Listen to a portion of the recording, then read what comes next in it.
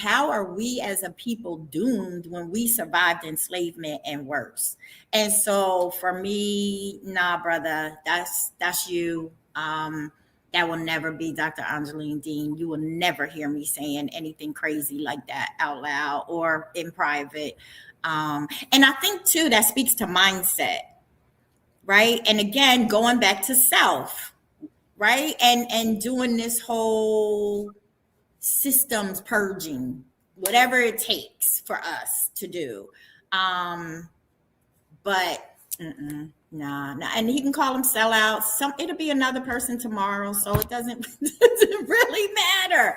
They doing what they do. They doing how they survive, how they live, and how they thrive. But again, it comes back to what is he doing? What is he doing to prevent that thought process? Anything? Well, no. Yeah, I think the statement was extreme, like doomed. I really think that us as African Americans we're more woke than ever. Like, you have more people that are entrepreneurs that are creating, jobs for other African Americans. People, like Dr. Felice said, that are gardening. Like, I know for me personally, me and Dr. Felice, we in the garden thing together, but I have multiple friends that are, that are gardening, and we're coming together and we're having these conversations. You're hearing more and seeing more on social media platforms of people that African Americans that are going off grid, that are creating compounds, that are buying land. So to say that we're doomed is really extreme, because I actually think that we're underrated, right? We're kind of going under the radar, because you have those conversations of us being doomed, and you have this, the media shows a certain image of us, right? So they want to show the Black men as deadbeat fathers and horrible men. And, they want to show the women as, just getting BBLs and all these things. And it's so much more, because when you think about your inner circle, that's not what's around me. And I'm sure you guys will say the same thing. Are they out there? Yes. But that's not the mass. And the masses in terms of African American people in general. What are your thoughts, Dr. Felice?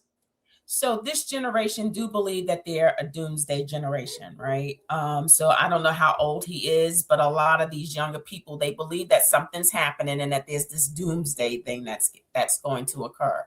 And I think it's because for their generation, they're bombarded with so many negative messages that are constantly playing real time with them, right? And now the world, we're so connected to all of the world. Like when I was growing up, I had to wait for the newspaper to come out to tell me if anything was going on in Russia or something like that. Where now we're so connected to the world, and all the messaging that they're hearing is so negative.